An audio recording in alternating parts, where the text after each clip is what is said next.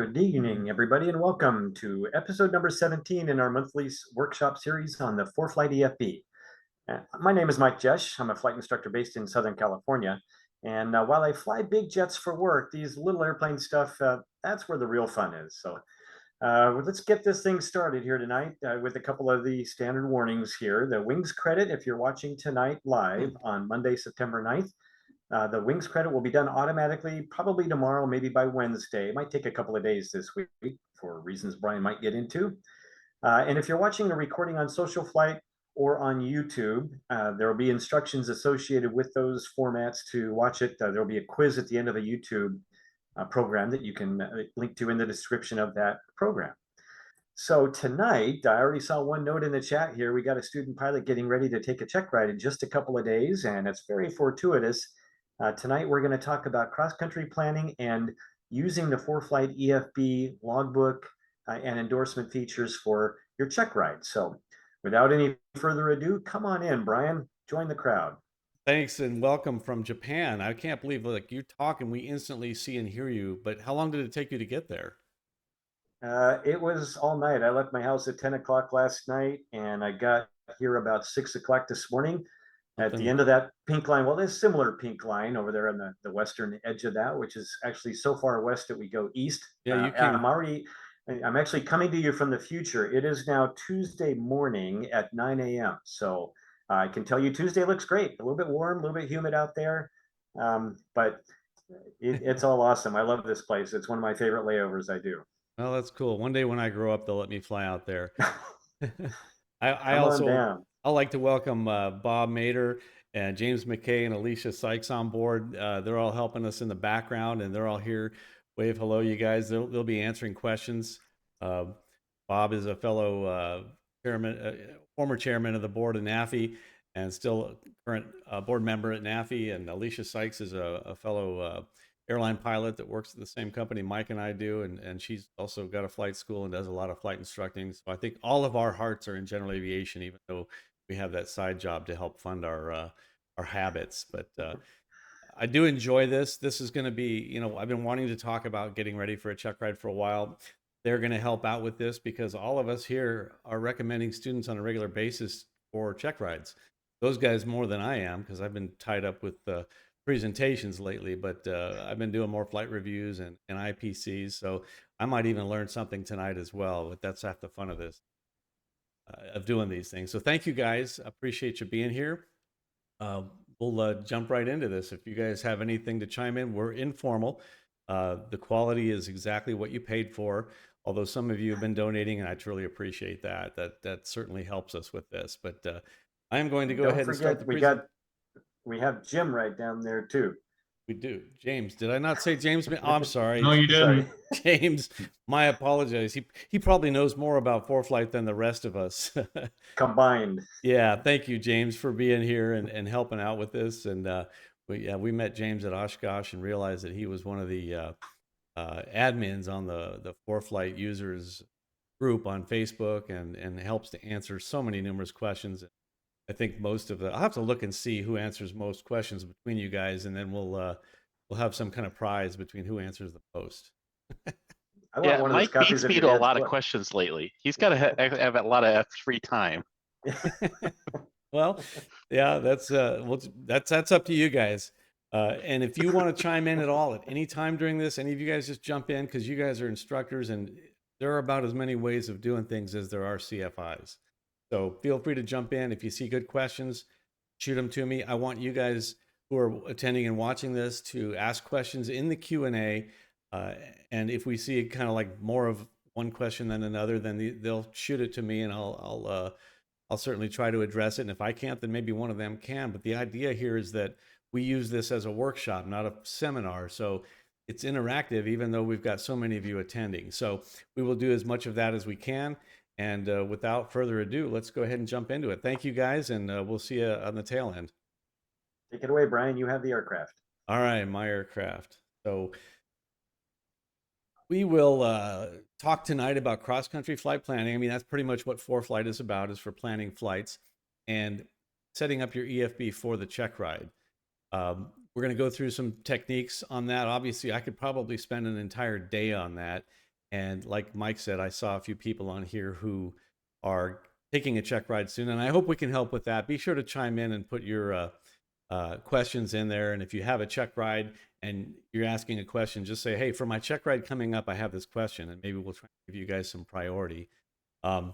We have, oh my gosh, we have some wonderful gifts to give away tonight, just the usual ones. And then we've got some great stuff from all of these entities, and I'll talk more about them later. But we've got a couple of new novels from Dan Stratman, some aviation novels. If you've not heard of him, he's got some pretty exciting best-selling books out there, and he's offered to donate some autographed books as well. So we can add that. We got a pivot case, bunch of fun stuff. We'll do that at the end, and I'll try to wrap it up in time so we don't keep everybody on the East Coast up so long. In any event, I also like to thank the FAA and the FAA safety team for offering this up, and the platform and the emails that go out to let you know about it. But most importantly, the Wings program. I once had a runway incursion, and when they looked at my FAA record and saw how active I was in the FAA Wings program, I got some latitude and some forgiveness on that. In fact, I taught a course on runway incursions because I kind of fell for a little bit of a trap and learned something from it, as we all do. Every time I screw up, I learned something. Just like my ski instructor told me when I was learning how to ski, every time you fall down, you become a better skier. Again, there's a list of the giveaways, and we're going to pull those up at the end. Sporty's Aviation Gifts has got some AeroWear clothing. I'll talk about the advantages of why you want to wear stuff like that when you're flying. The Dan Stratman book, and then our usual gifts as well. So we'll get to that later.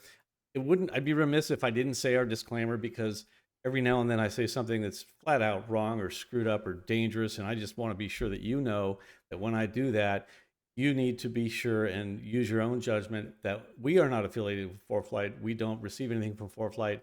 We are just a bunch of experienced users giving back to the industry and letting you know the things that we've learned and passing along a lot of the things that you tell us. So we're kind of using this as a medium to share all of that. The practices and techniques that we give are just that. They're techniques. We will mention some regulations, and of course they are what they are. But bear in mind, if we give you a technique and you don't like it, use your judgment. It's still up to you to do the safe thing and maintain your highest level of safety. I have a few announcements before we get started. So don't write me letters and say it took you too long to get started. I'm going to barrel through this as fast as I can. I'd be remiss if I didn't announce this, that Jeff Simon and I have done 2 of these already.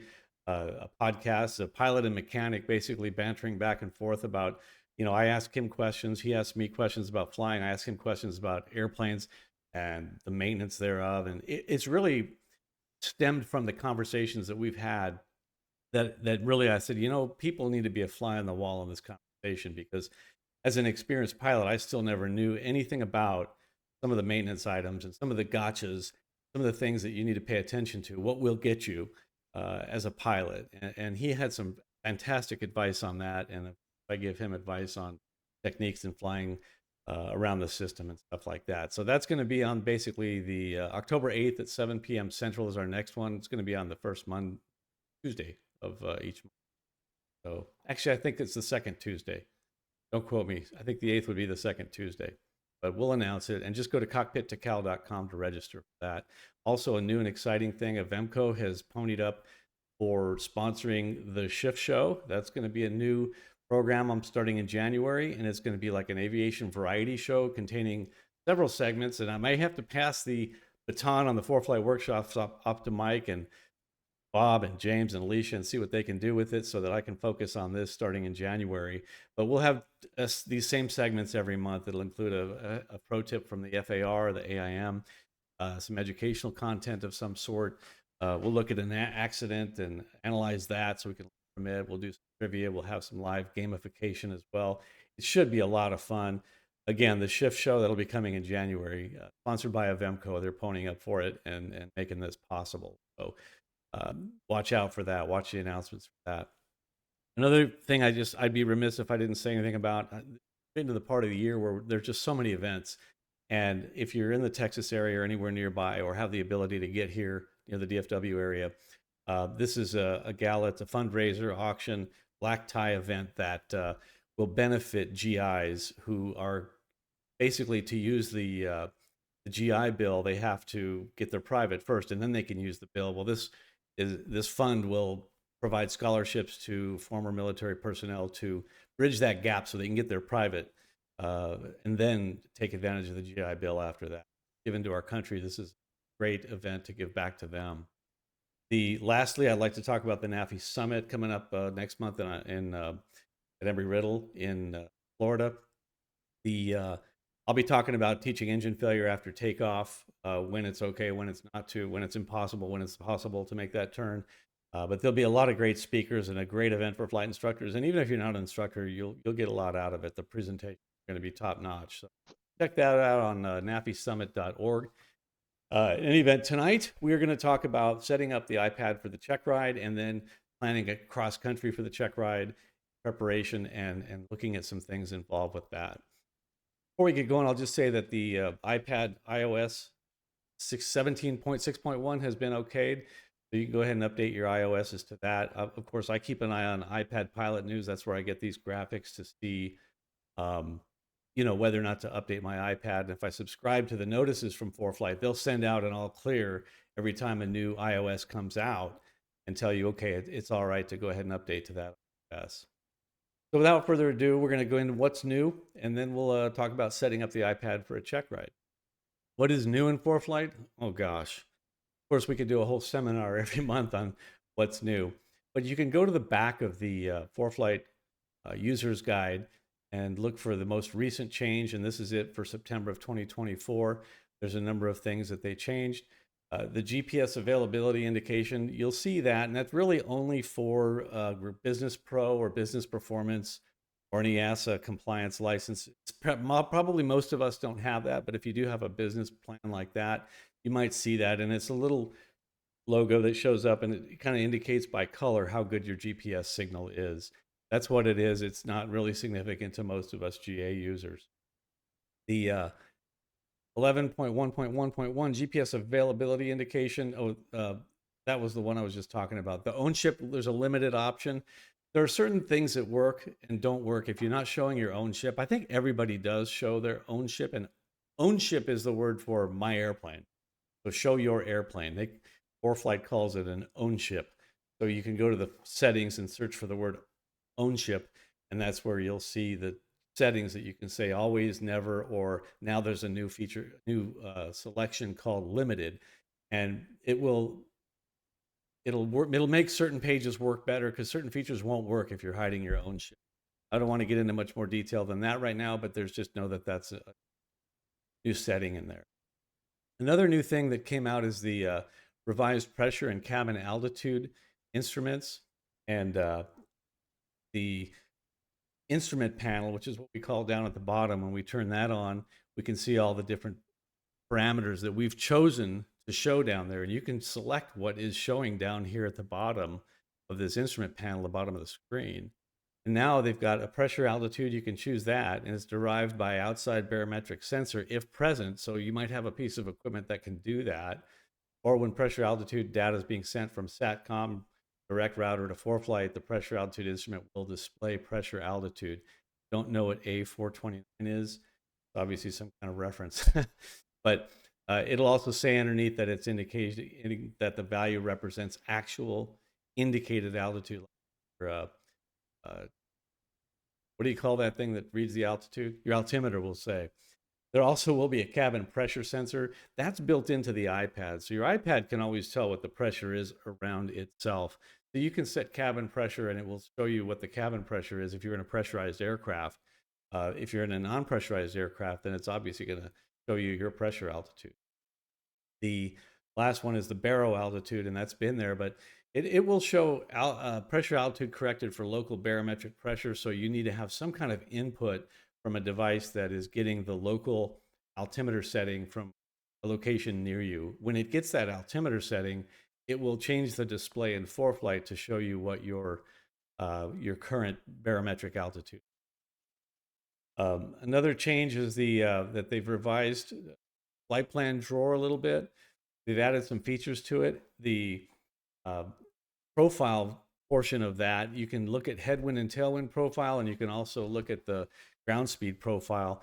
And basically, you can see if your estimated ground speed up here, it's showing you based on your ground speed plus the winds, what kind of ground speed you're going to get at these various altitudes. And it color codes green the fastest one you're going to get in that area. But likewise, over here on this other one, where it's showing the headwind and tailwind component on your route of flight, you can kind of look at that and see what altitude by the green coloration is showing you where the best winds are, the greatest tailwind or the least headwind. So you can kind of chase that altitude around if you're able to fly those altitudes. I look forward to playing with that a little bit and seeing how well it works. I'll report back on that.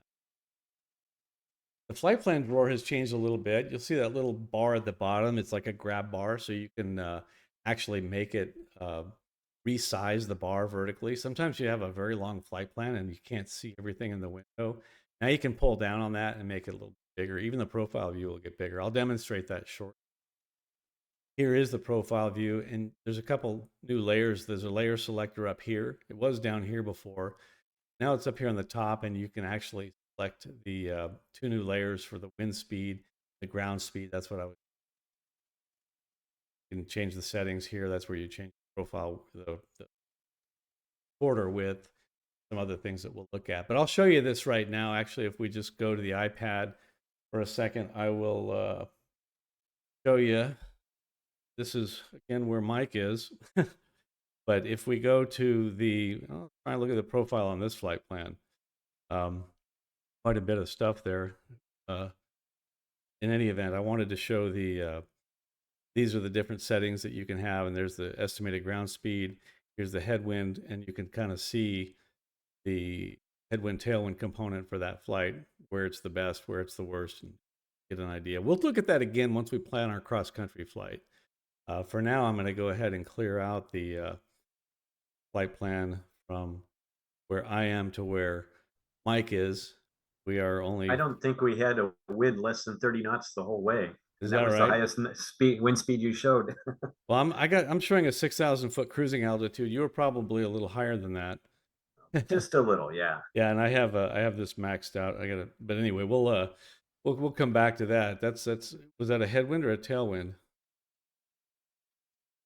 Mike's yes, it was both. Yeah, it was. Mike's actual route didn't look direct like that. He was, I think I pulled up his flight plan, and it looked a little bit more like that.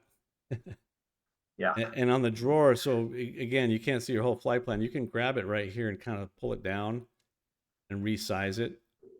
Again, the instrument panel, which would be down here at the bottom. Again, this button, just to review, this button right here is to show and hide the instrument panel. I'll turn that on, and you can see the parameters that I have selected.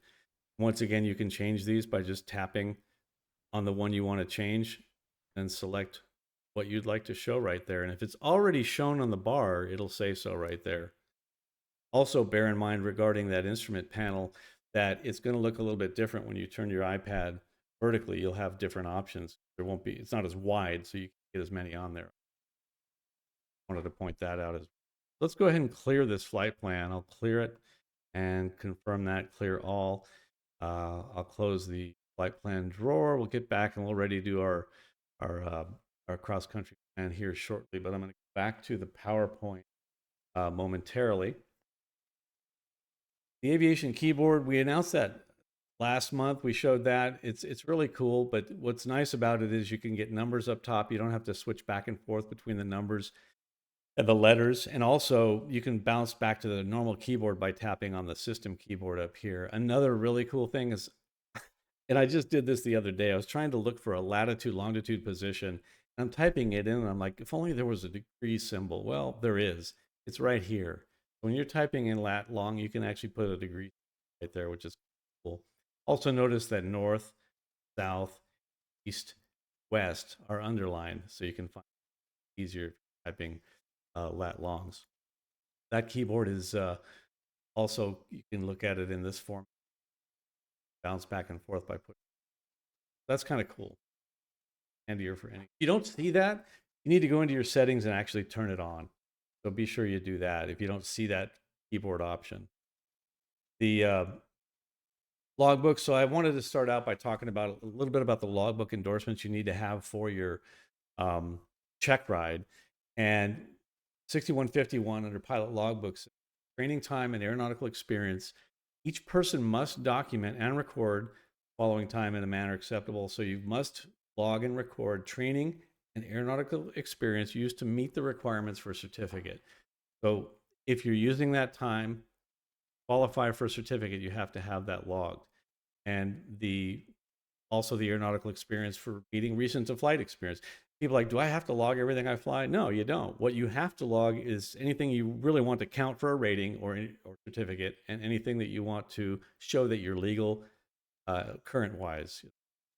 You have to log that. You can't just say, oh, I did that, I'm current. If you look at the reg that said you have to make 3 takeoffs and landings, I think it actually says you have to have flown and logged 3 takeoffs and landings, approaches and stuff like that.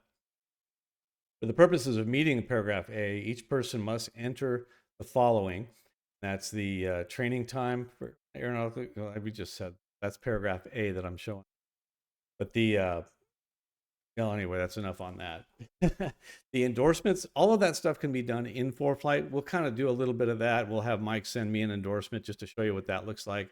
I will talk about some endorsements. I know a lot of people show up to check rides with without having the correct endorsements, or they get kicked off because this time to that city didn't count for your night takeoffs and landings because your endorsement to go fly there wasn't with the CFI. The CFI didn't go there with you. So a CFI can't tell you, well, yeah, I'll sign you off to go to these airports for takeoffs and landings unless they've flown there with you. And so those flights to those cities could be disqualified. Also, the 90-day solo. If you have any flights that you made and logged solo without a current 90-day solo endorsement, those won't count toward your check, right? And they could be disqualified. You don't have all the endorsements, the pre-solo endorsements, and the one for the check ride as well has to be within 90 days, and the flying the 3 hours prep for the check ride has to be within, actually it's 2 calendar months of the check ride, or else that time will drop off. The Airman Certification Standards say that if an applicant has trained using a portable electronic EFB to display charts and data and wishes to use that, you can do that, but you're expected to demonstrate appropriate knowledge, risk management, and the skills to its use. I would also throw in there that because of a little clause in the back that, for risk management could include that item, that EFB might fail. So what is your backup? Either you have another one or you have paper charts, but you're prepared for it to fail and you understand it could, and you plan for that. You have some kind of contingency plan. Be prepared to have that. The ACS also mentions under cross-country flight planning that under knowledge, the applicant demonstrates understanding of the use of an EFB if it's used. So you have to demonstrate that you are knowledgeable on it. That's why we're here. You also have to demonstrate the risk management that use of an electronic flight bag if used under risk management. So that's like, what am I going to do if it fails? What do I do if it overheats? Understanding the risks involved with using it. The battery could die, things like that. As far as skills, you need to be skilled in using it. So you need to know how to use it and be proficient with using it. I recommend practicing with it, playing with it all the time. Kind of preaching to the choir, because I feel like if you're here watching us tonight, then you're probably the kind of person that's going to be playing with it and practicing while you're not flying the airplane. While you're flying is not the time to try to learn. I've talked to some DPEs and they've requested that, you can print your logbook from ForeFlight. And they recommend that you do print it for your check ride because it's easier to find entries. You can flag them or tag them or highlight them, as well as the endorsements. Same thing. A check ride summary would be really nice. It has a check ride summary in it that you can pull on qualifications and pull up the qualifications for a private pilot or commercial, whatever you're doing. It knows what you're supposed to have, and you can pull that up and pull up a report within ForeFlight on that as well. Another issue, we talked about this before, but UM wrote us and said that a lot of the ForeFlight didn't log the cross-country time right, and he wrote ForeFlight and asked him about it, and they said that the cross-country flight has a blank route field. You need to enter the airport you flew in the route. That way you can get the miles in there. But also to create a section in your ForeFlight or a column for over 50 nautical miles. This was the answer that ForeFlight said. Logging cross-country time is a heavy topic in the aviation community. Again, any flight from one airport to another is a cross-country. For it to count for your certificate or rating, they have different requirements. Obviously, a light sport or glider, or airplane might be a different distance, but for private pilot airplane, it's 50 miles. You have to have 2 airports that are 50 miles apart. Your route can't be 50 miles. Like you can't just fly a 50-mile route to an airport 10 miles away. The airports need to be 50 miles, and don't push it. Try to go at least 51 or 52, because depending on how that's measured, your DPE is going to win that one. Yeah, and can I chime in on that? Absolutely. For half a second? Yeah, what do you got? More than 50 miles. It does say more than 50. It's exactly 50. More. It doesn't count. That's right. That's right. Yeah, good point. So they recommend creating a column in the logbook. We talked about that last month, creating a column of flights that are over 50 nautical. So you can put time in there, keep track of that. A little bit of a glitch. The other thing, the DPE, that I spoke to several DPs, they said, have a contingency plan if the iPad fails. Want to know, how did ForeFlight calculate the heading that you're supposed to fly? A lot of students are showing up not knowing that. There's a heading in your navlog. It comes up with a heading. How did it come up with that? And some of you may notice there's a 6B behind me, and that's how I calculate it. There's a hidden E6B inside that ForeFlight's using to come up with that. But you should have an understanding of how that is done. We'll try to get to that. Don't always plan GPS direct to destination. If you get a flight plan like today, the one we're going to do from Tucson to Belen, New Mexico, we're not just going to plan on going direct, A to B direct. A lot of people with GPS these days are tempted to do so. I don't know a DPE that will not be turned off by that. You want to have some fixes. You can get more updates that way, and you can also learn that you're going the right or wrong way. Plus, you can have 15 GPSs in the airplane, and if you have some GPS jamming going on, or GPS system goes down for whatever reason, none of them will tell you where you are. Some of the observations that DPEs have made is that the EFB is causing a dumbing down of pilots, and that's exactly what several of them said to me. I know that none of you here are letting that happen, but to those of your friends who don't educate themselves as much, just try to let them know that because it's so easy to do this planning now, doesn't mean you need to not learn how this stuff is derived. Good ground schools do that. A lot of questions like, what is a compass heading? What's variation? How to select a cruise altitude? ForeFlight will do it for you. You select VFR eastbound and it shows you the altitudes, but you need to know the rules on that. One of the common gotchas on that is if an airplane's northbound with a westerly crosswind, another airplane southbound with a westerly crosswind, they're both pointing into the wind westerly, I guess this way for you guys. And so they're both pointing westerly. That means they'll both be at even plus 500, but they'll be tracking opposite each other. That could be a setup for a mid-air collision. That's why it has to be magnetic course, not track, because, or heading. I mean, it has to be your magnetic course. And that way, if you're on the same, if you're on opposite courses, you're going to be at opposite altitudes, 1,000 feet apart, hopefully. Also, what is a bearing? The DPEs said don't even ask about bearing because nobody seems to know what the bearing is. And that's just the relative angle between your nose and whatever it is you're talking about. So if something's directly off to your right, the relative bearing is 90 degrees. If it's off to your left, then the relative bearing is 270 degrees. Also, they're seeing an inability to intercept and track a VOR radial. So I'd encourage anybody getting ready for Checkride to go practice tracking, get that needle going. If there's a VOR in your airplane, you need to be expected to use it, especially if GPS fails. That could be part of the Checkride. So be sure you can know how to track a radial and not just chasing it left and right, but searching for a heading that keeps that needle centered. That's the technique. Also, the inability to put flight plans into the navigation radio. A lot of VFR pilots, obviously if you're flying IFR, you better know this by now, because for an IFR, you have to use the radio in the panel for a certified IFR radio. But people flying VFR can certainly use ForeFlight, the map with the "you are here," and they're losing the skills on how to use the actual radio in the airplanes. That common endorsement issues that we're seeing is that the ground training is not logged, and you need to have ground training, and ground training is supposed to be logged. So be sure that all of that's required is logged. The pre-solo knowledge training should be also logged for pre-solo, and some DPEs will allow you to combine that with the pre-solo flight training so that all the pre-solo training has been given, including flight and knowledge ground school. Then there has to be a solo endorsement, and that's every 90 days. So that solo endorsement is good for 90 days. Haven't gotten your license with 90-degree or certificate within 90 days of first solo, you'll need to get another endorsement. I've seen that time past 90 days with an applicant not getting another endorsement, and the FAA will not count that time. The recommendation for the practical test, also that should be given, and the flight conducted, the 3 hours in preparation, within the previous 2 calendar months. And with that, we'll go to the iPad shortly, and I'll have Mike just send me an endorsement, so we'll show you how to do that.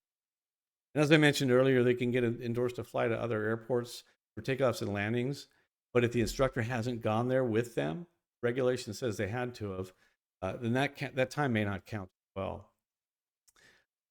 Lastly, in the ACS is safety of flight chapter that seems to get overlooked quite a bit. It's probably the most important part of the ACS, and that's including things like collision avoidance scanning. You're going to be graded on that on every check ride.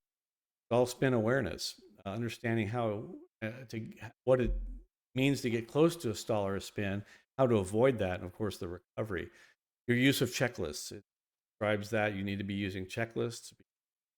There's a time and a place, flows, scans, and the checklist is good as well.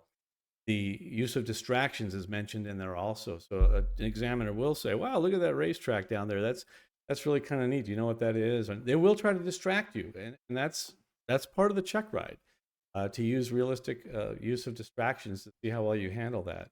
You know, if an examiner does that while you're focused and busy, or especially in a time when you're getting ready to land or something, tell them, hey, I'm focusing on my flying right now. And they will be impressed if you just shush them while you're trying to focus. I mean, do it politely, obviously, but you want to be sure that if they try to distract you, that you manage that, because you are pilot in command on a check ride. They're checking your aeronautical decision making, your crew resource management, meaning if you're with another pilot, can you make them either do what you want, look for traffic, or not talk when you don't talk? And then, of course, single pilot resource management. How are you handling it? We're going to then get to another thing I'll add on to that excellent list is runway incursion avoidance. So you should always have a taxiway diagram available, and the DPE you should know, be familiar with, and know all the markings on the airport so you can tell where you are. Yeah, good addition. And if I can, somebody made a comment here. Normally I kind of caught it in the chat as it went by. It's not a question in the Q&A, but somebody made a comment that because of the shortage of DPEs, a lot of times 60 days goes by before. Well, yeah, I've had that same problem too, and it's very simple. That's time to really polish. That's an opportunity to really polish your applicant to get them a great ride. You know, that's our responsibility to present somebody. I know it's a little tough, but take that time, do a few practice runs, go out with it, have them go out with another CFI, an experienced CFI, to do a mock check ride or something like that, so they get used to flying with somebody else. That's a good point. I think that's great. Take advantage of the adversity caused by the shortage, and take advantage of that time to polish yourself. I like that. I think it's great advice. But be sure you get that endorsement. Make sure it's within it and the flying that you've done with the instructor who endorsed you. Is if you look back 2 calendar months. In other words, you've got a check ride September 15th coming up in a few days. You have to look back to August and July. All of that time needs to have been after July 1. The endorsement has to have been after July 1. That's looking backwards 2 calendar months, or this month, and then go back 2 full months. That's where it has to be, the flying and the endorsement. All right, thanks for that. Mm-hmm. So finally, I'm going to show you how to set up the binders for a check ride. Any check ride you take, you're going to want this top list, the ACS companion guide, the FAR's name, the book for your airplane, and bookmarks for appropriate places in weight and balance. I'm not going to read them all, but these are the things. You might want to take a picture of this, or you can go back and watch the recording of this later. But these are what I recommend. I also recommend the things that you want to have in there that you have in there. So everything is handy. I'd like to encourage you to not be afraid to not know something. When you're taking a check ride, you're not being tested to see if you know everything. You're being tested to see if you know enough, and if when you don't know something, if you know where to go to get it. So if you're asked something on a check ride, and you don't know what it is, and you say, I know where to look that up, do you mind if I look it up? I'm sure an examiner will let you go look it up if it's not some kind of memory item, and I don't know of too many of those. But if you take a long time to go find it, now that's where the problem is going to be. So you really want to be organized, and that's why I'm recommending these binders, and we'll show that shortly. All right, time to go to the iPad, and I'm going to go ahead and set that up. But what I'd like to do is have Mike send me an endorsement. So we're going to, before we start planning our flight, I got ForeFlight open, and I'm getting ready for my Checkride, and I need my endorsement. So what was that look at from my end if Mike sends me an endorsement? Are you ready to do that, Mike, or you want me to move on while you're getting it ready? I hate being in a hotel room and not in my studio at home. It takes me a lot longer to find the mute button. I am ready. So you want which one do you want? Let me just see here. So any Checkride is, any endorsement is fine, but like the 60-day or the prep for the Checkride or a 90-day solo, whatever you want to send, just show what that looks like on this end. Okay, so I'm gonna give you a title here. You want to? I'm sorry, you said a 90-day solo endorsement? Sure. Okay, so I'll give you a 90-day solo endorsement.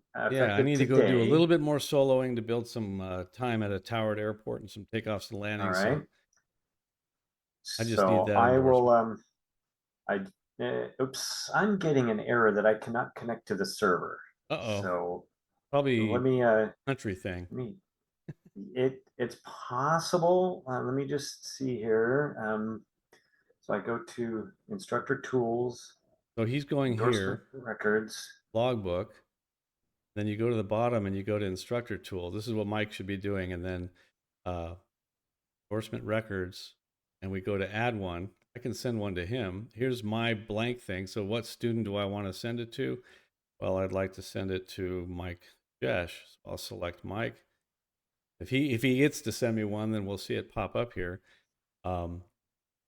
Which endorsement would I like to send? Would maybe the solo flight first 90-day calendar period. No, I've already given him one, so I want to give him another one for an additional 90-day period. I'm issuing it today, September. Well, this is tomorrow. Maybe it knows you're in September 10th land. I don't know. It's interesting how it populated tomorrow. Yeah, that is weird. I can't explain that, but it also does the math and shows you what 90 days from now is. And then I would go ahead and I would hit send endorsement. And then he'll get a pop-up on his screen that I gave him this endorsement. And this is the endorsement here. So, and I've got a hunch that despite the testing and practice we did with this the other day, it might be a problem because I'm on the other side of the date line. Maybe those two cans and that string doesn't reach between us. I know that throws my mind for a spin. Well, we'll just move on from there. Trust me that we would get a pop-up on my iPad that would actually show that he endorsed me, and I can accept that endorsement, and then I can go to my qualifications here. I think you gave me one the other day. Oh, I guess I cleaned them out. Oh, endorsements. So these are my medical certificates, records, and here's my endorsements. And pre-solo aeronautical knowledge. I think you gave me this one the other day, and here's what it looks like. Here's the endorsement. So that is that. So they all show up. Just as a note for all the CFIs who are watching, you do need to fill in all those things where it's in brackets. Otherwise, you will get somebody sent back from your Checkride. So make sure you put the make and model of the aircraft. Oh, right. So right here where it says make and model, and model is not good enough because I don't know. I had a candidate rejected for that reason. Is that right? No. Yeah, but luckily I drove over there in 10 minutes and I fixed it. Important safety. Talk about the school of hard knocks. Yeah. Why drive over there? Can't you do it right here and send another one? I was in my car at the time, so I just turned around and. Oh, okay. So if we go to instructor tools, and I'm going to go and endorsements and add digital signature. Here's the draft. Yeah, you need to be sure your signature's in here, and you set all this up ahead of time. But so right here where it says he or she, I would type it because that's what he uses, and then the make and model would be Cessna 172, which identifies as a Piper. So we'll go ahead and put that. Then I hit send endorsement. I was hoping you were going to sign me out to solo or 787. And also you can also add any restrictions. Must contact CFI before flight, which is what Yeah. I use, that kind of thing, and crosswind restrictions. In one case, I had years ago, just a bit of advice because he was flying a different 172 than the rest of the world. I restricted him to it was the military version of it. And I restricted him to a specific tail number. That's a good So idea. You know, it could also be, you know, some of them have glass cockpit. The instruments are so different. It used to be a 172 was a 172. yeah, Now they're not. No, that's a good point. So you can put that. I can go back to this draft and I can type in here only and visibility, you know, exceeds 5 nautical miles. I can put all the restrictions I want in there, and that's a good idea. Good point that Bob mentioned. So, absolutely. Once you get all your endorsements there, you can collect them here. You can save them, make a report. But if you go to qualifications, actually reports, say you're going to go take your check ride, you can actually, it can help you fill out the 8710. When you check that, it's going to show you all the blocks that are on the application, and you've already got it all logged out. You just fill it out, just copy this report. Obviously, I don't have everything completed yet to qualify, but for private pilot, single engine land, it's going to show me what I've got done. And when something is accomplished, the check mark shows up. So it shows me what I still need here. Obviously, when everything is checked, then you're good. And if something expires, it will uncheck itself. So this is a great check to make sure you're not going to miss something or that the DPE is going to find something. But DPEs love this if it's used properly. So a great tool. These reports are wonderful.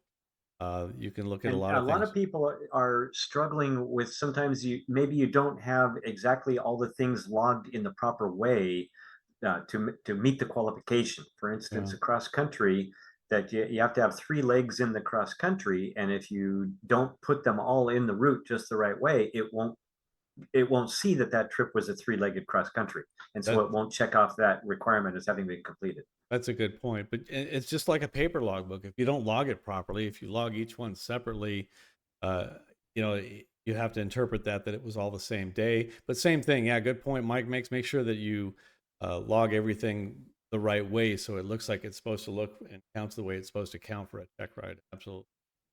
All right. So what I want to do at this point is let's go ahead and let's plan the cross-country flight. And I want to get into that because that's more of the ForeFlight stuff. I've given you some advice for the check ride. Again, I could spend all day giving advice for a check ride.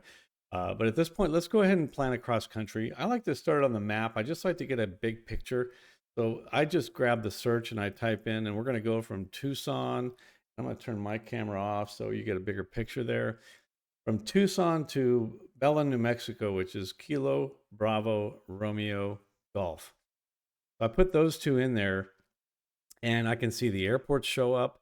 Under airport search, I can see a route search at the top. You go at 2 airports in there, that's what's going to show up first. I can see it's 256 nautical miles. That's pretty close to the endurance of the aircraft, which is what they will usually want you to do on a check ride. And you can see there are recent searches. And then at the bottom, you'll see it'll kind of sort your search results based on what page you're on. So if I'm in the documents, it will put the documents up top that might pertain to the search. But here I'm on the map, so it puts a route up top. I'm going to select this route. Now that I've selected it, I've got a direct line between those points, and I can open the flight plan drawer and see how big it is because I left it like that. But I can see the 2 points in there. I'm going to go ahead and slide this up a little bit, resume the normal size, and I'm going to hit the zoom to route button here so I can see my entire route. Well, it's almost there. Sliding too well. And I can see right off the bat, I got some airspace, I got some terrain. We're going to have to look at that. But I'm going to fill everything out here. I'm going to use an airplane that is not in here. I'm going to just set one up. Actually, it's there, but I went in number, but we'll just say I'm going to add a new airplane here. So I'm going to go ahead and go to more. I'm going to go to aircraft. I'm just going to go through the basic process of this. And I see the airplane I want isn't in there. Now it's not in there. And so I'm going to hit plus and I'm going to add that airplane. And I'm going to type 65872. I happen to know is a 172, and I'm gonna enter that. It doesn't see it. I've just searched for it here, and it's not in my book. So I'm gonna go in here, and I'm gonna put a tail number in, setting up this new aircraft. There's the N number. I don't need a call sign. I don't need a serial number. Look for what's orange here. What type of aircraft is it? Well, it shows you the 4-letter codes for all the aircraft, and you can find it by searching. I'll just type Cessna 172. That didn't work. I'm going to type 172, and it's a Cessna 172P model. So maybe I type a P after that. Lo and behold, here's several Skyhawks 172P, and I know that the one I have is 160 horsepower. So that's not it. It doesn't have these STCs. And here's another 160 with Super Hawk pen. I don't know what that is either. So this looks like mine right here. I'm going to go ahead and check that. And now that I put it in here, it's a 172P. An airplane, it's white and it's got blue on it. So I'm going to click the color. Primary color is white, and I'm going to scroll down to blue. Luckily, I don't have to read it because it shows me the colors. And I've got white/blue. Home airport, I'll go ahead and put in Tucson. Let's say that's because that's where we're leaving from. Say that's my home airport. Miles per hour is good. Length units in inches, that's for the weight and balance. Profiles, no default profile set, but there are 5 profiles in here. ForeFlight already has these. If I click on that, do I fly full throttle? No, I don't fly full throttle. I'm trying to build time. I'm trying to get 1,500 hours. So I fly a long-range cruise. I want to fly slower, and I want to, be able to fly as long as I can. So I'll select that, and I can make adjustments here if I want. I'll just take the defaults. I can make the biases, like I know this airplane burns more gas. It also flies slower. So I can change those if I want, but I'm not. I'm going to go ahead and select make default. Now that's the default profile. Go back again. And now I can see that that's the default profile is long range cruise. I'm not going to select a runway profile or field performance. Best glide speed is in a P model is 70. I don't think it says 7. I think it's 73, but close enough. Best glide ratio is 9, so the glide advisor is going to work. It went and got all this data. You can change that. You like your glide ratio to be a little bit more conservative, make it 8. Like I'm only going to glide 8 miles every mile high I am, rather than 9 miles for every mile high that I am. Default cruise altitude, I'm in Tucson. I've always got mountains. I'm going to make my default cruise altitude 9,500 feet. So I've got that in there. I'm not going to go any higher than 12.5. Put that in there. And then all these units are right. Max ramp rate, 0 weight. Basic empty weight on my airplane is actually a little bit different than that. It's 1467. I just got a notification that filing is set up is completed for it on the account. So ForeFlight went and did that in the background so I could file a flight plan. It got all the equipment for that aircraft because it knows it. I actually saw it pop up on my iPhone as well. I'm going to tap OK. But my aircraft basic empty weight is 1467. And close that. And when I do the weight and balance is where it's really going to have to be important. So we are going to have to do weight and balance. I recommend doing that on every check ride. So I'll just add weight and balance profile. And we have a 4-seat standard arrangement in this aircraft. And the basic empty CG is, a funny thing is I have the moment, not the CG. So I'll have to do a little bit of math. But it says use 1467 because I entered it before. So I'm going to tap that. Confirm that's the actual basic empty weight. Yes, I'm going to confirm that. So it's using the 1467 that I typed in before. My moment is 67,300. So I'm going to have to divide that by my empty weight. Get a calculator out of here. I wasn't expecting that. So let's just do 67,300. Sounds like something we need to ask the ForeFlight team for. Yeah, 'cause I have a CG, not a moment. So maybe there's a way to change it. 45.87. What is it? 45.87. Thank you. So the basic empty CG is 45.87, says Mike, and it rounded to 9. I closed that. Now it's got that in there. the front seats. I'm going to take the defaults for now for the interest in time, but if it's a little bit different, like you always sit with the seat all the way back or all the way forward, you might change that a little bit.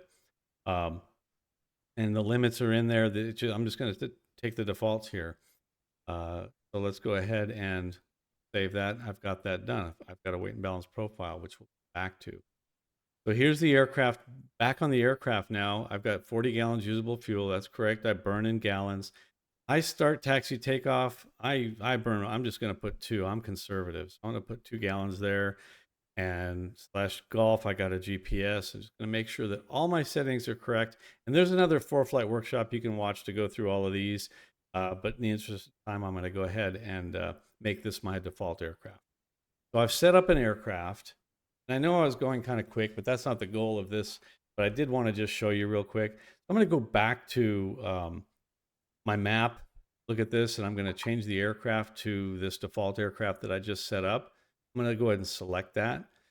Notice it changed to the profile to long range cruise and the default altitude to 9,500 feet because I set that as my default altitude.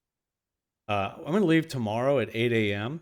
So September 10 at 8 a.m. I'm going to leave that in there. That's when we're going to leave. So it's going to go ahead and get the wind forecast when it goes in and plans all this. And so this summary that you get right here, which by the way, a new thing is that this summary will show up on all the different pages, even on the profile. Get the summary down here. It didn't used to be there. But so this is the profile right now, and you can see lower is better because green, so we could just hug the ground the whole way. We might get there a little bit faster. Obviously not going to do that. I'm going to take the winds off of here because they're kind of negligible. We're going to go anyway. But looking at the airspace, looks like we've got some issues here. That's an interesting shaped airspace right there, that MOA. Obviously from some altitude below the ground. All the MOAs go up to 18,000 feet, by the way, because above 18, everything is IFR. We could also put in on the profile, we could put, sorry, I opened the settings. Let me close that. We can select the clouds, turbulence. It looks like it might be a little bit bumpy. You'd have to look in the ForeFlight Legends guide to see what that color means in the way of turbulence. I'm going to deselect that because that's just scary. Reported turbulence. Now this is if you have the program. It looks like there's some turbulence in the climb out of Tucson here recently. So if you've got a device, a Sentry, it will report that turbulence, a Sentry Plus that is. And if you have one, you automatically get this feature. If you don't, you have to pay for this feature. We talked about that on a previous one as well. I'll close that, but clouds are kind of important. Looks like there's just not much out there in the way of clouds. Clouds and airspace is what I'm concerned about in the summer. If it were winter, I could select icing right here, icing US.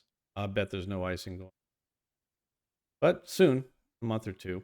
I noticed the terrain, a couple of these get yellow. It looks like I'm going by a peak here. If I wanted to see where that peak was, I can kind of expand out on here. I can tap and hold over here, and when I scrub the flight plan, you can see down on the bottom on the map, you can see where I'm touching. You can also see it highlight the airspace as I go past it, but I want to put it right on that yellow peak. Right there, I'm clearing the terrain by about 895 feet. And I could kind of zoom in here and see this now, right here, and you can see that terrain there, and there's a mountain peak here.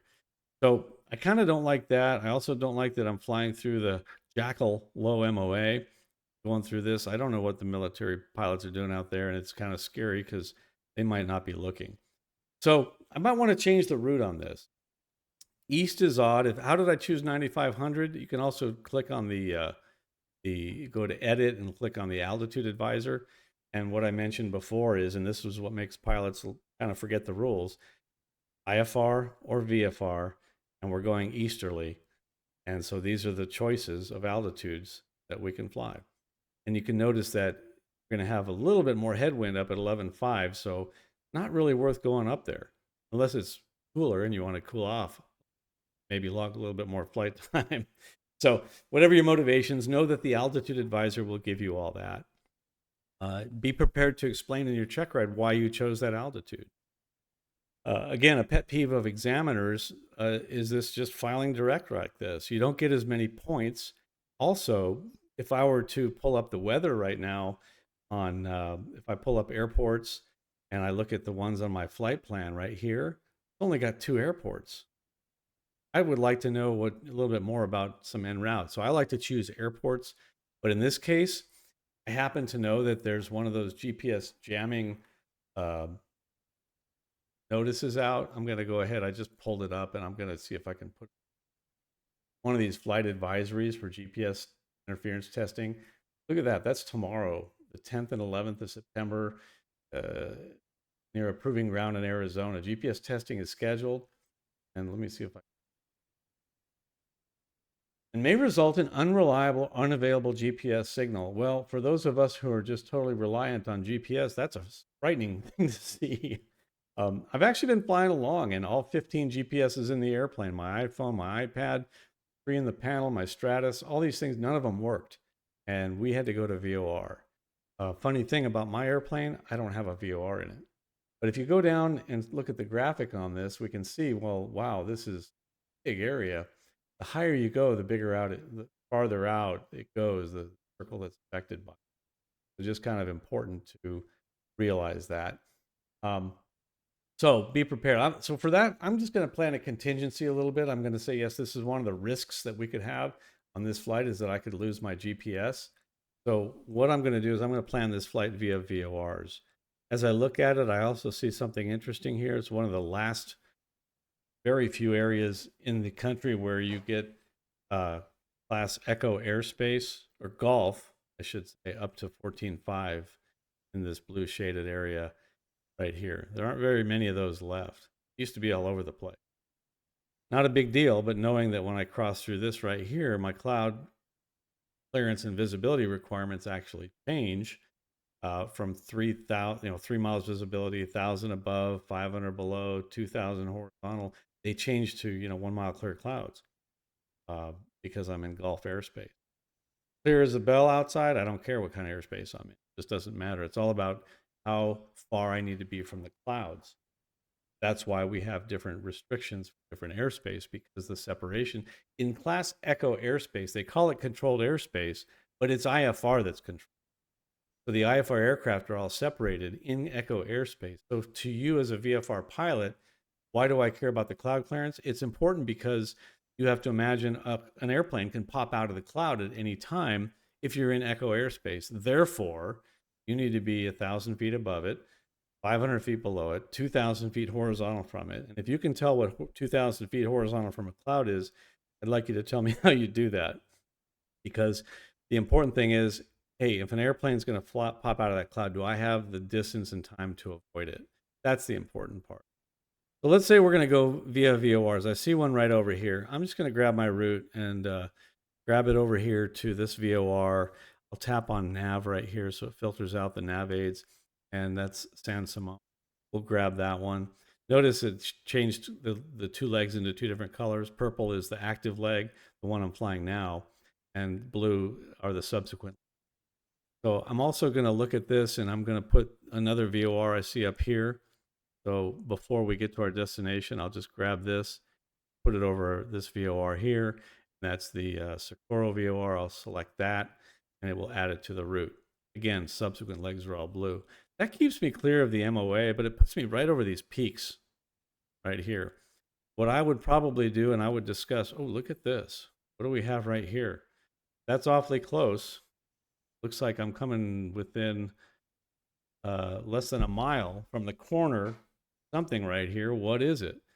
Well, if I tap and hold right here, and then I select all, I'm going to see, okay, what is here? Let's look at airspace. If I tap on R5113, that lights it up. That's it. So it's from the surface to 45,000 feet. Definitely don't want to go through that little column of danger right there. Quite sure what that is, but that's an interesting little square of restricted airspace. I would want to give that and this mountain peak right here a little bit of berth. I'm a VFR flight, so at this point, I would probably plan my flight to just go fly over this small town of Magdalena. I think that'll clear the mountains. It clears the MOA right on the edge, and it certainly gives me a little more space from that restricted area right there. So I'll just add, there is an airport there. I don't want to add that. That's in there. I'll just grab that lat long right over the city, because that city's a great VFR checkpoint to log on your navlog. So to easily tell what time you passed over that. So I've got that right there as well. And this looks a little bit better. It also keeps me clear of these mountains. There is a peak here. This could be a little bit of a problem. So if I look at my profile, see what happens here. Now I've got it, I'm only looking at a section of the flight here. Don't be lulled into thinking this is okay. So if I zoom out and see the whole flight, look at this, that looks a little scary. So if I zoom in on this part and I tap and hold in the middle of the profile, then I can scrub back and forth and I can go, where is that? Well, it's right there that I thought it was, that peak right there.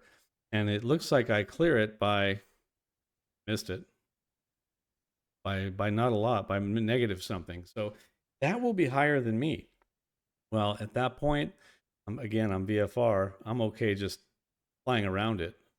At this point, I'm right kind of on the edge of the MOA, so I might just put a point out here, kind of keep me around it, just for planning purposes. Obviously, you're flying toward a mountain, you're not going to hit it. But this kind of makes the profile a little bit happier, knowing that I'm coming so close to it. That's why we're turning red here, because my quarter, it's showing anything red that's inside the quarter. Well, how wide is the quarter that it's looking at? And again, I'm going to hit on the gear, and I'm repeating things that we've gone over before, but again, you want to be able to explain all this on a Checkride. The quarter width right here is 1/2 mile, and that's as small as you can make it. So if I clear that peak by 1/2 mile or more, that red spot right here should go away. I might have to be in the MOA to do it, but that's okay. VFR aircraft can fly in the MOA. We're just going to have to talk about a little bit of risk management flying through an MOA, and we're going to have to mitigate that by, we'll just say a beam Magdalena, because I just don't want to get that close to the mountain. We'll just put a point out here, select it, and we're a beam Magdalena. Now I can look at my, oh, I still got one here. Lit up the airspace. Now I'm in the MOA. Okay for VFR. We're just going to mitigate that by looking, but we do clear it. It's close. I would probably just visually give myself a little bit more berth around that. Any comments, questions as we're planning along here? Well, the only comment, you were curious about what that was, and I had to find out. It's the Magdalena interferometer. Interferometer? Interferometer. Okay, now I got to know what an interferometer is. It's basically, it's for measuring angles. It's for There is measuring no angles, size. and they have only And one then- angle there. 4 90-degree angles. No, measuring angles in the sky. It's It's probably having to do with that observatory that's just northwest of the middle of it. Probably. Yep, that's what it is. I had to look it up. I had to find it. That's interesting. I want to go tour that and see what it is now. Yeah, look just northwest of there a little bit. You see the radio telescope too. Yeah, I was going to point that out. So this is also a wonderful VFR checkpoint. You want to find something you can see easily from the air to point out as your VFR checkpoint. It's right here. If you look at these lines going out here, it actually is. I sent you a picture of that, a couple pictures of that a while ago. I flew by it last summer when we were in Kansas City. So have I. I've shown those pictures. I mean, in ForeFlight, you can always go to the aerial view and turn the sectional off, and you can see it. Hard to see on here probably, but you can. Let me turn my scribbling off and clear that. You can kind of see it. Oh, who has not ever done that? I'm trying to move the I've map. never done that, Brian. How many questions you get? Every How come time. when I try to scroll my map, I get these lines? So you can clear them and then turn it off. But you can kind of see it. There's the center of it right there, and it's all these satellite dishes, which actually I think there aren't that many there anymore. But it's pretty cool. All of that makes one big antenna for listening for Martians. People from outer space. Radio astronomy. Thank you very much. And, that's what I said. Radio astronomy. and also the interferometer is used for measuring, when I say angles, the number of arc degrees something, arc seconds actually, an object is in space. So how big stars are. And they need a restricted area for that? Well, they don't, would you like, hey, I got enough trouble doing my astrophotography with Lambert next door. You know, That's a I good get point. pictures of nav lights all the time. Well, you got some really cool pictures. Seen them on Facebook. All right, so we got this route. I'm relatively happy with it, although this might be a little problematic. Coming out of here, we got a peak out here. It's a good VFR checkpoint, although I don't like to fly through those. I see a nice intersection over here. I can use that, or maybe even use this town, or I could just follow this freeway. But if I'm going to follow the freeway, I like going via airports. I might just put a point out here, or I could grab this intersection near here, and it's Mesca. I can just add that to the route. I like that a little bit better. Kind of keeps me out of the terrain. Tucson is probably going to want me to do that. I'm not sure. Tucson, what do we see about this? We're departing what class of airspace? Oh, I'm still showing you guys his mug. Sorry about that. Probably waiting to pick your nose or something. There you go. So you're looking at Class Charlie airspace. Well, what does that mean to me? Well, that means it's going to take 5 frequency changes to get out of there. 1 is an ATIS, 2 is a flying clearance, even VFR. And the reason for that is, Mr. Examiner, in my oral exam, why do I have to get a clearance to leave this airspace? Well, Class Charlie, what I think of is C for combination of IFR and VFR traffic. Well, ATC does some limited separation to keep those aircraft separated, IFR and VFR. So they'll give a clearance to VFR aircraft that will keep them from interfering with or keep them away from the IFR traffic. So it's to separate IFR and VFR traffic. And usually it consists of a heading and an altitude until you're clear of their airspace. That doesn't conflict with the standard instrument departures that the jets are flying. They might be flying something similar to this, so I might get a different heading. Who knows? But be ready for that. So I'm going to start out with an ATIS, then I'm going to get a clearance for after flying. And you'll notice that ForeFlight actually has in the scratch pads this craft mnemonic. Now, if you're VFR, you're not going to get clearance limit. So VFR, they're going to give you a route of flight, and it might just be heading 120. Maintain VFR at or below 7,500. Write it down. Not your squawk code. Don't mess that up. Departure frequency and a transponder code. Leaving Class Charlie, they're going to be doing that. So that's just basically what you've got to do until they say proceed on course. So if they give you a heading, then you're supposed to turn to that heading after takeoff when it's safe to do so. So that's just what the craft is all about in your flight plan, in your scratch pad. We go back to here. We're going to, again, to review this, we get an ATIS, we get a clearance for flying, then we get a clearance to taxi, then we get a clearance to takeoff, obviously from the tower. And then we're going to talk to departure control, which is the radar controller here. That's going to ensure we're flying the route that we were assigned, and the IFR traffic are flying the routes they were assigned. And then once we're clear of the area, they'll say frequency change approved. Now, what I would do is I would ask for flight following from the clearance delivery and say, well, after I leave here, I'd like flight following. And they will go ahead and set that up and tag your squawk code so that you're going to get flight following rather than just frequency change approved, squawk 1200, have a good day, bye-bye. So I like flight following. I like to file a flight plan and flight following. For a Checkride, you need to understand what it means to file a flight plan, how to open it, how to close it.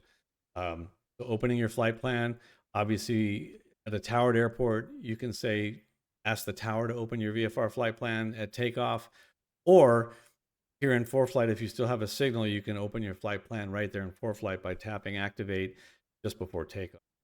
And of course, landing as well. But you could call Prescott Flight Service here, and that's what this communication box is, that you're going to talk to Prescott Radio on 122.2, which is the standard frequency flight service. You're doing it over the Tucson VOR. Sometimes you'll see a 122.1R here, and that means they can receive you on 122.1, and they will transmit to you over the VOR. In any event, that's what that means. So let's just say we're happy with this route. I'm going to go ahead and go to the flight plan, and I'm going to hit the send to button on the edit tab. Here's the send to button, and I can send it to my flight instructor. I can send it to, I wouldn't send it to the DPE until I got everything I wanted, but you know, some DPEs might say, hey, send me the flight plan, and you can send it right here like this. You can share the flight plan file, and you can send it via mail or text or any way that you want, just like you send anything else from your iPhone or iPad. So I'm going to go ahead and send it to flights. That's where I want this to go next. So we're going to send this to flights. And where are we at right now? We're at, gosh, time flies. I'm going to send this to flight. Looks like, oh, look at this. I just got an endorsement from my CFI. Mike Jesh has sent you an endorsement. So I'm going to hit view. I finally figured it out. I had a bad internet connection. I had to drop it, forget it, and reestablish the Wi-Fi connection. That's what I thought you had to do. I told you that. Why didn't you tell me that? I thought I did. Okay, it is what it is. So I got it. Here it is, and it says accept, decline. Here's the title of it: 90 days solo, date issued, date expired. So I couldn't use it today, obviously. I certify that Brian Schiff has received a flight, determined that he meets blah blah blah. This looks good to me. I'm going to accept it. The Airbus A320. That's good because I'm probably going to fly one in a couple days. I don't think it's going to be solo though. I hope Probably not. not. I'll go ahead and accept this. Not yet. The endorsement is added. And now if I go, and we'll take a brief break after this. I need to refill my coffee.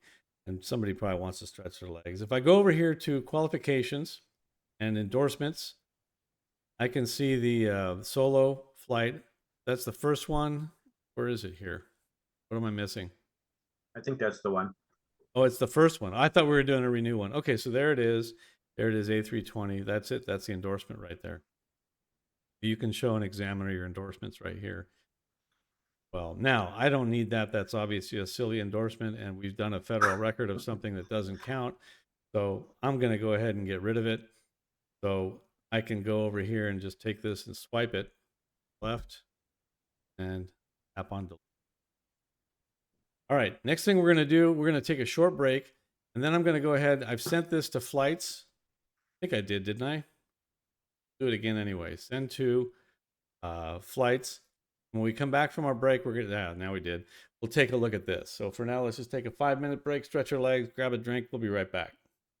We had someone ask how to create a custom waypoint. So I'm going to go ahead and say, well, I'm going to fly this flight a lot. So I want to maybe create a custom waypoint out of one of these lat longs that I made. Let's just tap on one of them. We'll tap on this one. And notice it's as simple as hitting the button save right here. So I tapped on save. Let me just start that over. I tapped on the fix first, the lat long that I put right there. And I'm going to click on save button right up top here. And right here where it says name, it suggests the lat long, which is already what it's named, but I'm going to call it Brian 1. It has to be more than 5 letters because intersections are 5 letters. And I'm going to hit save. Now it's called Brian 1 right there. Now I'm going to select this one, click on save, name it Brian 2, and save it. So I can actually load those in my flight plan. So let's just say I tap this point and I remove it from the route, and I tap this one and I remove it from the route. And you can see those points are still there because we're showing custom waypoints right. So I could go to the flight plan and I can insert after San Simone, Brian 1, insert. Look at that. It went right there. Now it also labeled it Brian 1. And then I'm going to put after Brian 1, Brian 2. Of course, you can name them anything you want as long as there's already something with that name. So there they are. Notice, however, now when I send that to flights, it's not going to call it Brian 1 and Brian 2 in the route because ATC won't understand what that means when you file it that way. So when we look at the navlog, I'll go ahead and tap on navlog. Since we're short on time, I'm going to have to skip the briefing, but I'll hit navlog and we can see these points here. We're going to have to write down which one's Brian 1, Brian 2. As we look at our map, when we pass those points, we're not going to remember which one they are. So close the drawer, go back to flights, and you can see. So I would write down which one's Brian 1, Brian 2, or try to remember. But I certainly, once I've got this navigation log, it's got a lot of great information in here, all your planning. Now, you need to be prepared to explain to an examiner, okay, it says I'm supposed to fly a heading from San Simon to this first point. I'm supposed to fly a heading of 37 degrees. My track or course is 33 degrees. Heading of 37, track of 33. What's the difference? Don't say 4. Difference is 4, but the difference is the wind. How did it calculate that? Well, one day we'll do a seminar or a webinar in the SCHIFF'S show. I'll talk about the E6B. We'll use that big one behind me. And we'll talk about how to calculate and what ForeFlight's doing behind the scenes. But that's a wind correction angle. And a good question in the oral might be, if you're having to fly heading at 37 degrees to track 33 degrees, is the wind coming from your right or your left? Well, if you think about it, you're having to turn right to 37 degrees, so you're crabbing into the wind. The wind's coming from your right. Just a kind of question like that. Your altitude shows the wind component is a headwind of 9 knots. And we obviously can't go through all this, but on a check ride, you want to be prepared and make sure that your instructor goes through every one on here, every number on here, how it was calculated or how it was measured, especially fuel.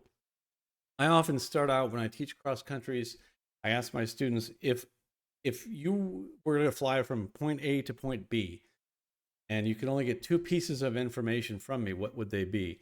And after all kinds of hem-hawing around and guessing and all different weird answers, I finally say no, and this is how I start teaching cross country. What you need is a heading, and you need a time to fly that heading. You have those 2 pieces of information, then you can get and end up at that point. Now, obviously, a lot of calculations go into that, and I hope that instructors are teaching you how to do that manually, to plan a cross country yourself, so that you understand what ForeFlight is doing in the background on. Incidentally, you can take this flight plan. You can see there's a lot of good information all the way down to the airport diagrams, the FBOs, frequencies, places to write down your start-stop time, your takeoff time. This is my fuel gauge right here. The off time, I write it right here. And in a 172, I add 4 hours to that if I left full, and that is the time I'm going to run out of gas. I'm planning on being on the ground. So that's the accurate fuel gauge. The inaccurate one is, but you can take this and you can send it to the app Books, or you can send it, if you have Adobe Acrobat, you can send it to that. I don't see Books here, but when you don't see the app you want to send it to here, you can just tap More and look for Books in here. If it's there, it's compatible, so there it is. But I want to add it to the list so it's always there. I'm going to edit this list, and I'm going to add Books to the default programs. Now it's up top, the programs that always show up. So I'm going to hit Done. Now, done again, you should see Books in this list, and you do. So if I send this flight plan to Books, now it's a PDF, it's in the Books, and I have it separate like that, and I can actually send this to the DPE. I can send it to whoever I want, the instructor to check it out or whatever. So a lot of good tools that you can use there. Going back to ForeFlight, I want to get to the documents, and then we'll call it a day. We'll give our prizes out because we're pushing the time limit. We'll probably do another segment on getting ready for a check ride because there's so much more to give. But I really want you to have the documents available when you can't answer a question and you would say, I don't know the answer, but I know where to go to get it. I want you to be able to go to get it and have it all handy. So we're going to go to the Documents tab. And again, we've done this in a previous one, but you notice that at the bottom we have these drives. These are defaults. This is FAA, ForeFlight, Jeppesen if you pay for it, and Nav Canada. There's also My Drive, so there's everything I've imported. And then also if you have Dropbox, I think OneDrive you can do now, you can link it to ForeFlight. So everything in my Dropbox apps ForeFlight folder will show up in this drive as well. So these are drives. These are where the documents live. They live on the drive. These are binders. In the binders, I put shortcuts. I created these top 3: private pilot check ride, IFR check ride, commercial check ride. So I've already populated them. So if I click IFR check ride, here are all the documents that I want to have for an IFR check ride. I'm going to show you how to do this in a second. You don't like looking at big pictures. Some people like pictures, some people like a list. You can tap this button up top here and you can toggle between seeing a picture of the title of the book or the front of the book, or just a list like this in alphabetical order. So I want to create a binder for IFR Checkride. It'll look like this one, but I label these 1, 2, and 3 so that they would show up at the top of this list. That's why I did that. So I'll just do 00 PPL Checkride. Say that. So I'm going to go ahead and add new binder at the bottom of the list of binders. Click on that. And then I'm going to call it 00 space PPL Checkride. And I'm going to click. Now I've got a new binder and it has 0 items in it. Well, how do I add things to it? Well, okay, I have the list that I took a screenshot of from that presentation I watched from that hack doing those ForeFlight workshops. But I'm going to start with that and then I'll add what I want. So first thing I know I want the ForeFlight manual in there. So I'm going to click on the ForeFlight drive. And I typed A1 on that list because A1, notice how they put these on here. They did A1 through whatever because they wanted to sort them in that order. And A1 on top is always the ForeFlight Mobile Pilot's Guide. So I click on that. And now I want to add it to a folder, a binder, which is right here, this button top. When I click that, it's going to show you the ones that it's already in. You can see I've already put it in this private pilot Checkride one that I made ahead of time. But here's the new one that I made, the 0 documents. If I just select that, it just put a shortcut to that document in that folder. Whoops, I didn't do that. Another way to add a binder is right here. So once I check that, I can click out of it. We can go back to close this document, look at the binders, and you can see up here on that new binder that I created, PPL Checkride, there it is. And if I wanted to go and add the FAA books, I'll go to FAA drive, and they have some subfolders in there. And the handbooks are where you want to go for, like the airplane flying handbook, pilot's handbook of aeronautical. So if I go down here, I definitely want ACS for the private pilot in there right here. And I'm going to add that to my PPL Checkride binder. Click out of it, close it. I'm going to come down here, and what else do I want? I want the, say I want aeronautical decision making. That wasn't on my list, but certainly it's a good one to have. So I'll click on add to binders and I'll click on that binder. Now it's in there as well. Close it, back to the drive. Here's the airplane flying handbook. Notice there's the aim right here. Definitely want that. Add that, the private pilot Checkride binder. Now it's in there. Now I could keep going through that, but I think you get the idea. So I'll close that, go back to the top of my binders, and here's the new one we made, private pilot Checkride. I click that, and here's the 4 that I added just now. And these, again, these are shortcuts to the files that are actually in the drives down here below. So when you click it, this is going to open the ACS. By the way, the Appendix 2 I mentioned, I really want you, if you have a Checkride coming up, read this. No, don't read it. Study it. Know everything in here. Use of checklists, positive exchange of flight control, how you're expected to do it. Some instructors may not point this out to you, but it's your responsibility to be familiar with the. So if you highlight anything here, it's also going to be in any other version of it that you access from any of your other shortcuts. So populate your own binders, make them work for you, create them how you want them. Again, I will go back to the list if you want to take a screenshot of it. I'm going to go ahead and put it up on the screen here momentarily, and then we're going to get to the giveaways because we're out of time. We will hang out afterwards again and just answer questions and shoot the breeze. So if you want to hang out after the recording, I'll do a salutation, and then we'll just hang out a little bit afterward. Still looking for the slide.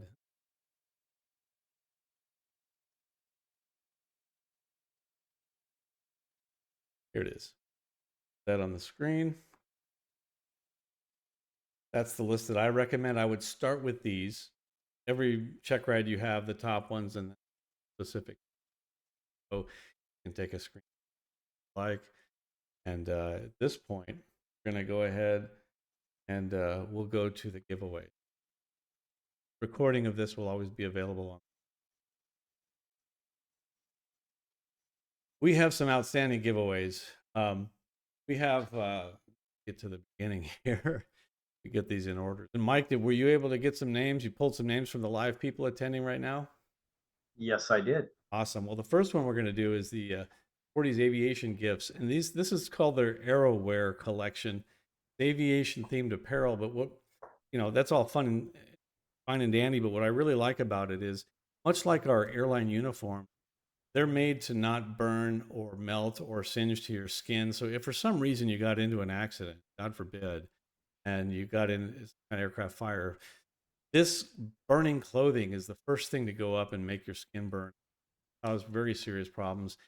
So if you want to look cool and add to your safety, there's a great selection here from SPORTY'S Aviation Gifts, and they gave us away. They're going to have a really cool gift next month. Watch out for that.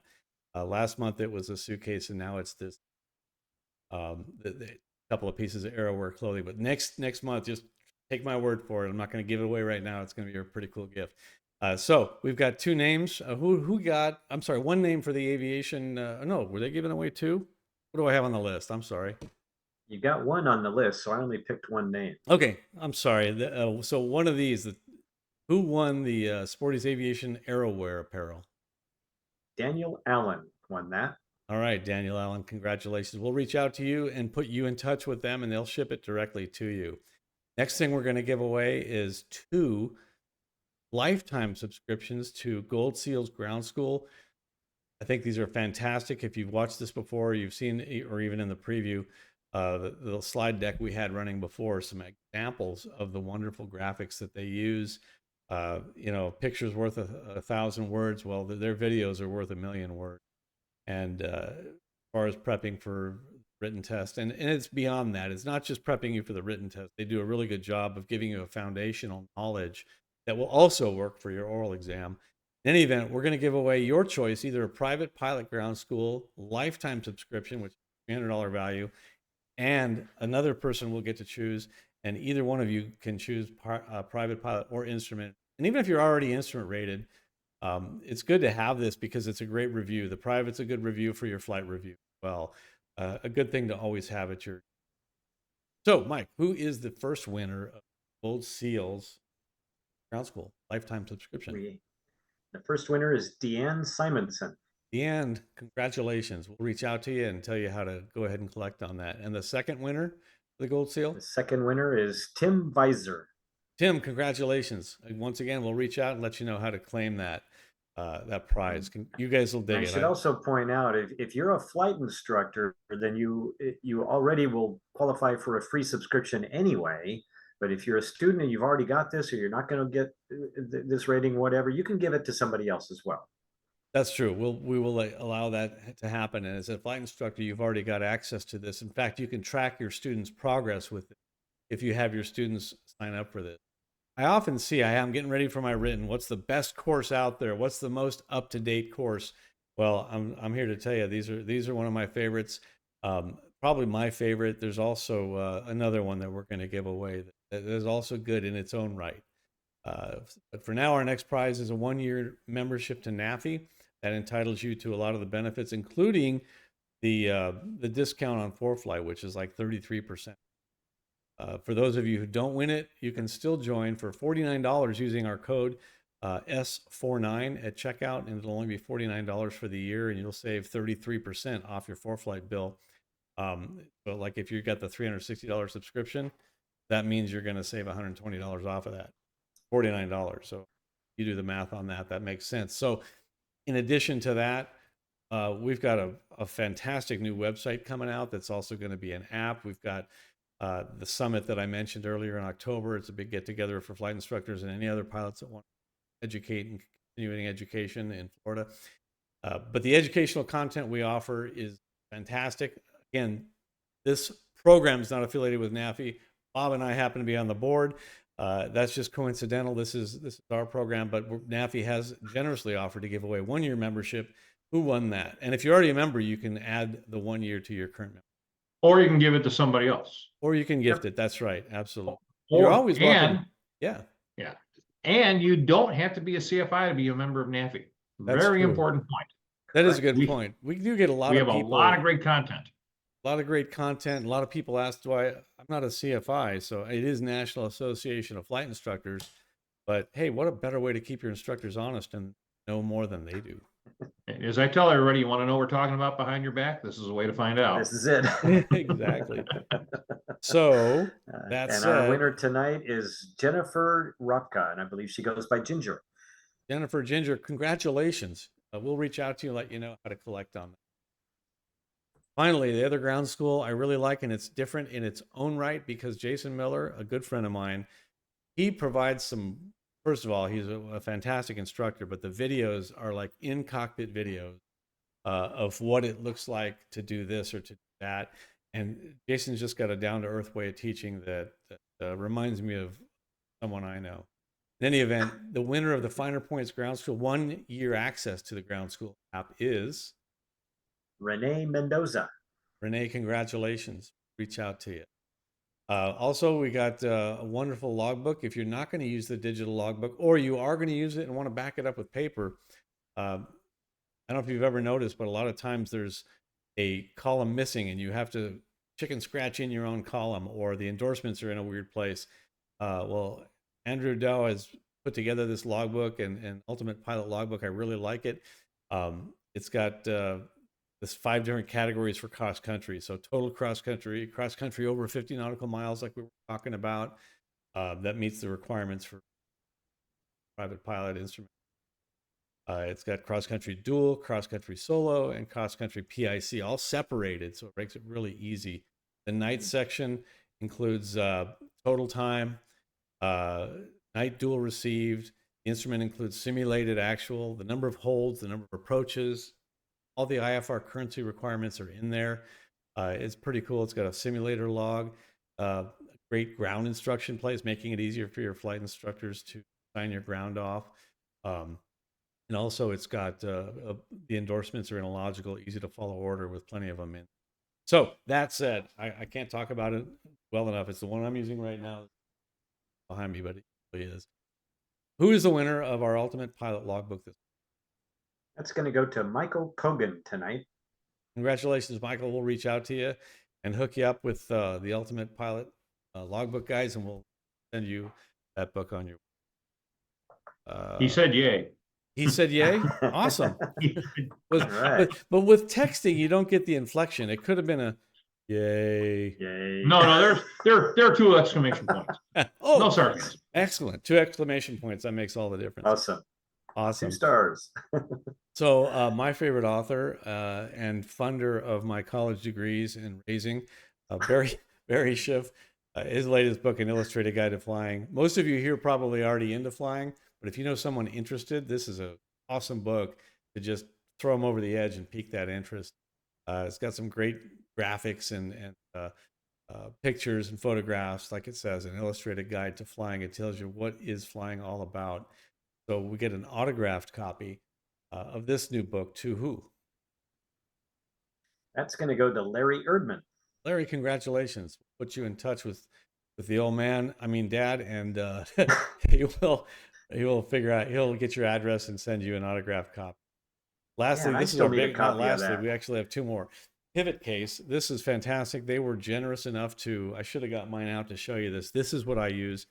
I can easily remove it from the panel mount or the window mount, and I can put it on my leg mount, snap it on. I can grab that little blue thing on the back and disconnect it. It will rotate. There you go. Huh? Oh, you got it. There you go. You got a white one with a red clip. That's cool. There you go. Very nice. I love this thing. It's the best. I've tried so many of them. In my closet over there, I got a whole stack of different mounts and iPad cases and everything. Well, pivotcase.com has donated.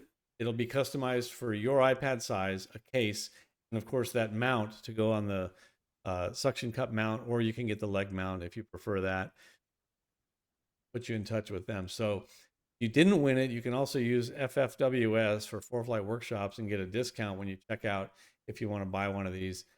Again, I highly recommend I use it. I'm not recommending anything I haven't used or like. So, and they're not paying me to do it. They're just ponying up and giving it away. So who is the winner of our pivot case? Robert Holman tonight. It's All gonna right, take Robert, that thing home. congratulations. You're going to love this. I guarantee you. We'll reach out to you. Lastly, a new giveaway that we've got. Dan Stratman reached out to me, and he is a best-selling author, New York Times and Amazon for some of these books, and it's some fantastic novels. I haven't read one yet, but he's going to send me one, and I'm going to read it. I have a feeling I'm going to want to read all of them. In any event, he is donating. Was it one or two? I think it was two. We got Yeah. two, So two you will winners on choose, that. two people will win, and you will choose the one you want. He will send you an autographed copy of the book of your choice. His website is danstratmanauthor.com. I also, I spoke with him earlier, and I saw on his website, he's a dashing, good-looking guy on top of all that. So he, not as good-looking as all of us, but in any event, he asked me to say that. No, I'm kidding. I was going to say present company excluded, of Right. course. Who is the winner of the first Dan Stratman book? John Van Orn. Don, congratulations. We'll reach out to you. We'll put you in touch with Mr. Stratman, and you will get that book autographed to you. Who's the second winner? The second is Anna Adona. Anna, congratulations. You'll get to choose one of these. Go to danstratmanauthor.com. Choose the one you want. When we put you in touch with him, you can let him know, and he'll sign it and send it to you. And Dan, if you're listening, thank you again for donating these. I really appreciate it. I love that guys are giving these. When I read these books, I will report back to what I think afterwards. Any other ForeFlight documents or related items? Remember, our website is easier to spell than I am talking right now. It's ForeFlightWorkshops.com. Feel free to go there, and there's all kinds of stuff. Our discounts. Now, I will say this. I'm reworking it, and the mobile version is not working very well right now at all. So a PC or an iPad, it'll be fine. But if you're looking at it on your phone, I apologize. If you have any questions, send it to ForeFlightWorkshops@gmail.com. We get a lot of them. We use that and we try to answer them during our seminars, or we'll also try to answer you via email as well. If you're watching tonight right now and you're seeing this, you will receive Wings credit as long as you registered with your FAA Wings email account. And if that's the case, that will happen within the next couple of days. If you're watching the recording, that yellow square will be replaced with a QR code to take the quiz. Take that quiz and you'll get Wings. Finally, we don't ask for money. We beg for it. I'm kidding. The Zoom account is very expensive. The equipment that we're using and everything, we're donating our time for this. But if you want to throw some money away, if you like what you're watching, if you're getting anything out of this and you feel like it's worth something, again, we're not charging for it. We're not doing this for profit. And anything in excess of our own expenses, we're going to donate to aviation education scholarships. So it'll go to a good cause.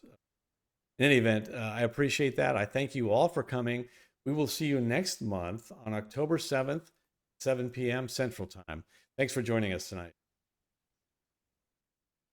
Somebody wanted to figure out how to change altitude and flight to avoid Bravo. And the flight navlog didn't reflect the change. It only showed the initial altitude. Is this a question for another workshop? Or since this Well, I one's mean, we ended? can do Probably that. is. So if you're going from, let's find a couple one. Let's see if I can find one here. I'm going to put, fortunately, I can only put 3 of us on there when I present the iPad.